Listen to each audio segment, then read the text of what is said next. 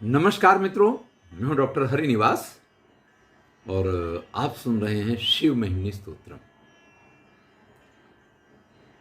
यहां पे संस्कृत साहित्य एवं संस्कृति के इस चैनल पे वो सब कुछ आपके सम्मुख प्रस्तुत करने का प्रयास कर रहा हूं जो संस्कृत साहित्य का मुख्य आधार है। सामान्य जानकारी आपको वेदों के संदर्भ में भी यहां मिल जाएगी, सामान्य जानकारी आपको साहित्य की भी मिल जाएगी। रामायण, महाभारत, चाणक्य नीति, नीति शतक, श्रृंगार शतक, वैराग्य शतक, ऐसे बहुत सारे विषय हैं जिनको यहां समाविष्ट किया गया है। तो अगर आपके पास समय रहता है तो चैनल को सब्सक्राइब करके प्लेलिस्ट में जाएं और आपको क्या अच्छा लगता है उन विषयों का आनंद लें। बात चल रही है शिव महिमनी स्तोत्रम में कि संसार के सभी लोगों को, यहां यज्ञ यागादि करने वाले प्रत्येक मनुष्य को, हे भोलेनाथ, आप पे इतना भरोसा है कि वो आंख बंद करके कार्यों को करने में तत्पर रहते हैं, श्रेष्ठ कार्यों को करने में तत्पर रहते हैं, क्योंकि उनको ये विश्वास है ये कार्य जो वो कर रहे हैं ये उनके बैंक बैलेंस को बढ़ाता है। आप उनको उनके श्रेष्ठ कर्मों का श्रेष्ठ फल अवश्य देंगे। अब अगर श्रद्धा नहीं है, अगर आप में श्रद्धा नहीं है, तो श्रेष्ठ से श्रेष्ठ किए हुए कार्यपण विनाशक सिद्ध होते हैं। इसके लिए एक बहुत सुंदर उदाहरण के साथ इस श्लोक में कहते हैं कि क्रिया दक्षो दक्षः क्रतुपतिरधीसस्तनुभृताम् ऋषीणामार्त्विज्यम् शरणद सदस्यासुरगणाः क्रतुभ्रंशस्त्वत्तः क्रतुफल विधान व्यसनिनो ध्रुवं कर्तुः श्रद्धा विधुर अभिचाराय हि मखाः। स्वयं प्रजापति दक्ष, जिनका नाम ही दक्ष है, वो सभी यज्ञ यागादि जितने भी यज्ञ अनुष्ठान क्रियाएं हैं सब में दक्ष थे, इसलिए तो उनको दक्ष कहा जाता था। वो स्वयं प्रजापति दक्ष यज्ञ करने वाले हैं, वो यजमान हैं, और उनकी यज्ञ को करवाने के लिए सभी श्रेष्ठ श्रेष्ठ ऋषि मुनि ऋत्विज के रूप में उनके यहां विद्यमान हैं। अरे प्रजापति जिनको आज्ञा दें वो सभी देवता उनके सामने खड़े रहें। अब आप बताइए इससे श्रेष्ठ यज्ञ क्या हो सकता है। ओम प्रजापते स्वाहा, जहां से आप यज्ञ के अनुष्ठान का प्रारंभ करते हैं वही स्वयं प्रजापति यज्ञ करवा रहे हों, वो स्वयं इसके यजमान हों। और जितने श्रेष्ठ श्रेष्ठ ऋषि थे सभी तो उसमें ऋत्विज बन के आए हुए थे, सारे देवता भी तो उसमें उपस्थित थे। फिर भी आपके प्रति श्रद्धा नहीं थी। भोले शंभू को वहां नहीं बुलाया गया था, उनका वहां सम्मान नहीं था, तो आपके प्रति श्रद्धा न होने का परिणाम क्या हुआ? क्रतो भ्रंशत्वतः, वो यज्ञ विध्वंस कर दिया गया और उसका फल क्या मिला? यज्ञ का जो श्रेष्ठ फल मिलना चाहिए वो तो मिला ही नहीं। ऊपर से आपको पता है कि दक्ष प्रजापति का सिर काट दिया गया, उसकी जगह बकरे का सिर लग गया। जो प्रजापति मनुष्य की भाषा बोला करते थे वो bloom bloom bloom bloom bloom bloom करने लग गए, इसीलिए बाद में बड़े शिव भक्त हुए। इसीलिए अभी भी भोलेनाथ के मंदिर में जब लोग जाते हैं तो वहाँ जैसे दक्ष प्रजापति उनकी स्तुति किया करते हैं, मनुष्य की वाणी बोल नहीं सकते हैं, अब तो मनुष्य भी जाकर के और वहां जाकर के भोले शंभो इस तरीके से शिव को प्रसन्न करने के लिए, अब उनको शायद ये पता भी नहीं हो कि क्यों ऐसा करते हैं, दूसरों को देख करके वो करते हैं, लेकिन वो कार्य जब दक्ष प्रजापति का यज्ञ विध्वंस हो गया, उनका मस्तक कट गया, सब ऋषियों ने फिर प्रार्थना की कि महाराज अब इसको तो पूरा हो जान दो। भोले शंभु प्रसन्न हो गया, उधरदानी इसीलिए कहा जाता है उनको, और उन्होंने दक्ष को पुनः जिंदा किया। तो जिंदा करने के लिए बकरे का सिर उनके सिर पे लगाया गया, धड़ के ऊपर लगाया गया सिर के स्थान पे, और फिर जो उन्होंने शिव की स्तुति करने की कोशिश की तो मनुष्यवाणी तो निकल नहीं सकती है। तो वो इस प्रकार से जो जैसे बकरा बोलता है उस प्रकार से उन्होंने प्रयास किया है, और भोले शंभु उससे भी प्रसन्न हो गए। तो यहां कह रहे हैं ध्रुवम कर्तु श्रद्धा विधुर, अगर श्रद्धा से रहित होकर के आप कोई भी श्रेष्ठ से श्रेष्ठ कार्य करते हैं ही मखा, तो आपका यज्ञ भी अभिचाराय, वो भी आपके विनाश के लिए। जिंदगी में याद रखिए, अगर श्रद्धा के साथ आप किसी कार्य को करते हैं तो ही उस कार्य का श्रेष्ठ फल आपको मिलता है, नहीं तो कई बार श्रेष्ठ कार्यों का फल भी निकृष्ट हो जाया करता है। यहां शिव जी की उस बात को याद करके कि जब दक्ष प्रजापति ने अपने यहां यज्ञ किया, शिव जी को आमंत्रण नहीं दिया, शिव जी का वहां अपमान किया, तो सारे श्रेष्ठ श्रेष्ठ ऋषि देवता सब लोग वहां विद्यमान थे उस यज्ञ को पूर्ण करने के लिए, फिर भी वो यज्ञ पूर्ण नहीं हुआ, वो यज्ञ विध्वंस हुआ। और उसके परिणाम, अरे जो भाग लेने वाले ऋत्विज थे, ऋषि थे, उनको भी वहां से भागना पड़ा, और दक्ष प्रजापति का तो सिर ही कट गया। तो भैया बिना श्रद्धा के, और भोले शंभु अगर आपके प्रति श्रद्धा नहीं है और फिर कोई कार्य अगर कोई करता है तो वो उसके विनाश के लिए ही होता है, तो यज्ञ भी विनाशकारक हो सकता है। तो जब भी आप कोई कार्य करें, अगर आपके पास श्रद्धा है, आपके पास समय है, आपके पास सबूरी है, तो ही आप उस कार्य में लगिए, नहीं तो बिना श्रद्धा के, बिना ईश्वर में विश्वास के जब आप किसी कार्य को करते हैं तो कार्य आपके लिए कल्याणकारी नहीं हो सकता है।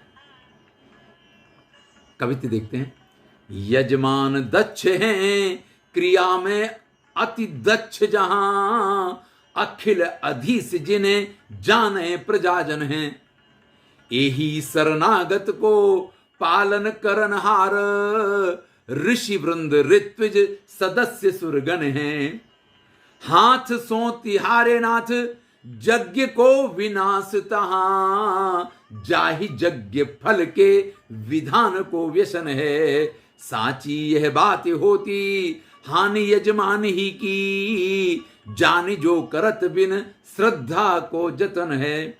तो भैया बिना श्रद्धा के किसी कार्य को मत कीजिए।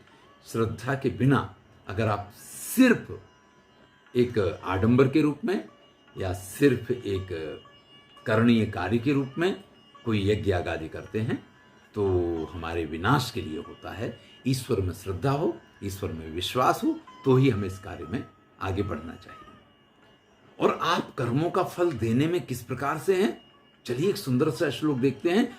प्रजानाथम नाथ प्रसभमभिकं स्वाम दुहितरम गतम रोहित भूताम रिर्मयिस्मृष्यस्य वपुषा धनुष्पाणेर्यातं दिवमपि सपत्राकृतममुं त्रसन्तं तेद्यापि त्यजति न मृगव्याधरभसः। देखिए, आप कर्मों का फल देने में अगर कोई गलत काम करता है तो दंड देने में भी आप उतने ही योग्य न्याय करते हैं।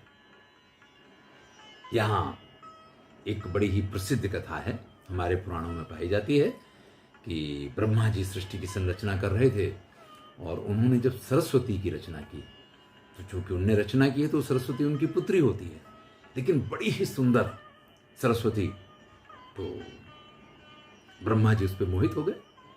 अब पुत्री है, उसने अपने पिता की परिक्रमा करना प्रारंभ की तो ब्रह्मा जी ने गर्दन घुमा के देखने की कोशिश की, लेकिन अब गर्दन तो अपनी जगह गोल गोल पूरी घूम नहीं सकती है।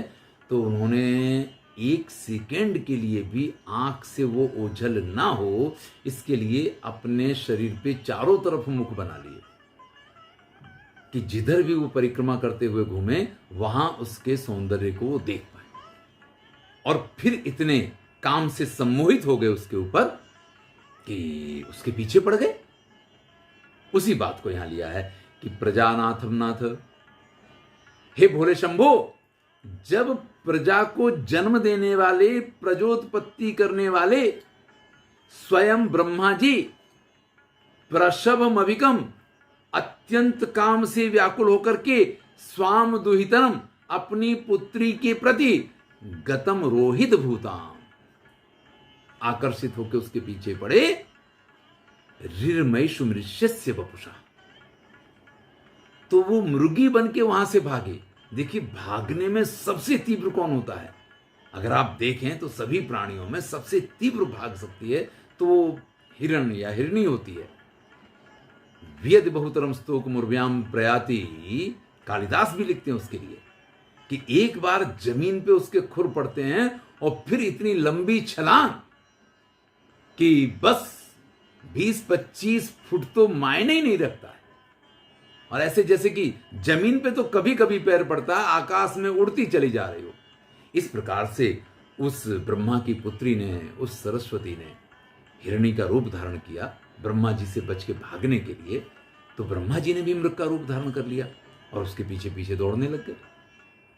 अब जब शिव जी को यह पता चला है धनुष पाणिर्यातम, तब आप हाथ में धनुष लेकर के और उनको दंड देने के लिए आप उनके पीछे चले। जब आपको धनुष हाथ में लिए हुए अपने पीछे आते देखा तो घबरा करके वो मृग रूपी ब्रह्मा जी जो है ना, दिवम स्वर्ग लोक तक दौड़ते चले गए।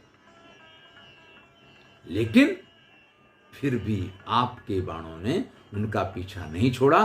त्रसंतम तेद्यापि त्यजति न मृग व्याधरवशः, वो आज भी आपके उस बाण के भय से व्याकुल भागते हुए से दिखाई देते हैं और आज भी वो दृश्य आकाश मंडल में देखा जा सकता है। मृगशिरा नक्षत्र है, अगर आप थोड़ा सा भी आकाश के तारामंडल को जानते हैं और वहां इस प्रकार की आकृति आपको दिखाई देती है कि जैसे एक मृग भाग रहा है और पीछे से बाण से उसका पीछा किया जा रहा है, तो भैया अगर गलत काम करोगे तो स्वर्ग में भी जाकर के छुपना चाहोगे तो भी उसके फलों से नहीं बच पाओगे। यहां आपको कर्म फल की बहुत बड़ी शिक्षा दी जा रही है। बिना श्रद्धा के कर्म करोगे तो चाहे आप बड़े से बड़ा यज्ञ कर लो तो भी वो आपके लिए निरर्थक है। इससे पहले श्लोक में ये बताया और यहां पे ये कह रहे हैं कि अगर गलत काम करोगे तो चाहे आप स्वयं ब्रह्मा ही क्यों ना हो और चाहे आप स्वर्ग में ही जाकर के क्यों ना छुपने की कोशिश करें, लेकिन भोले शंभो आपको आपके कर्मों का दंड अवश्य देंगे। तो गलत कर्म नहीं करने हैं। जब ब्रह्मा जी उनके इस दंड से बचने के लिए स्वर्ग तक भाग के गए, स्वयं ब्रह्मा जैसा व्यक्ति और स्वर्ग में जाकर के छुपने की कोशिश करता है, फिर भी नहीं छुप पाता है, आज भी उस भय से वो व्याकुल रहते हैं। यानी अगर गलत करेंगे तो भोले शंभो तुरंत मुझे दंड देंगे। तो भैया अगर ब्रह्मा जी भी इस चीज से व्याकुल रहते हैं तो हमारी समझदारी तो इसी में है कि गलत कार्य ना करें। कई बार व्यक्ति कार्य करने के समय ये सोच लिया करता है, अरे कौन देख रहा है, हो जाने दो, कर लेने दो। हम बड़ा कोई गलत काम करने जाते हैं तो ताक झांक करके ऐसे ऐसे करके चारों तरफ देखते हैं कि कोई देख तो नहीं रहा है। अरे भैया बाहर क्या झांक रहे हो, अपने मन के अंदर झांको। आपकी आत्मा सबसे पहला वो तत्व है जो आपको देख रहा है, क्योंकि आप दोषी हैं, किसी को पता हो ना हो, आपकी आत्मा को पता होता है। और जब आत्मा को पता होता है ना, तभी चोर पकड़ा जाता है। इसलिए कहावत है कि चोर की दाढ़ी में तिनका। सबसे पहले हमारी अंतरात्मा हमको रोकती है, उसके बाद आप भले कहें कि कोई देख रहा है या नहीं देख रहा। दिन है, रात्रि है, समय है, सूर्य है, चंद्रमा है, इतने सारे देवता हैं जिनकी एक एक बाज जैसी नजर हमारे ऊपर होती है। भैया सीसीटीवी कैमरे में पकड़े जाओ या न पकड़े जाओ, लेकिन इसमें जरूर पकड़े जाओगे, और पकड़े जाओगे तो उसका फल आपको भोगना ही होगा। जब ब्रह्मा जी उससे नहीं बच सकते हैं तो हम आप क्या बच सकते हैं? तो श्रेष्ठ कर्म करें, यही इसकी सबसे बड़ी शिक्षा है। धन्यवाद। मैं हूं डॉक्टर हरिनिवास और आप इस समय सुन रहे हैं शिव महिमनी स्तोत्रम। यहां आकर के 22 श्लोक पूरे होते हैं। अगली चर्चा अगले वीडियो में। आनंद लीजिए।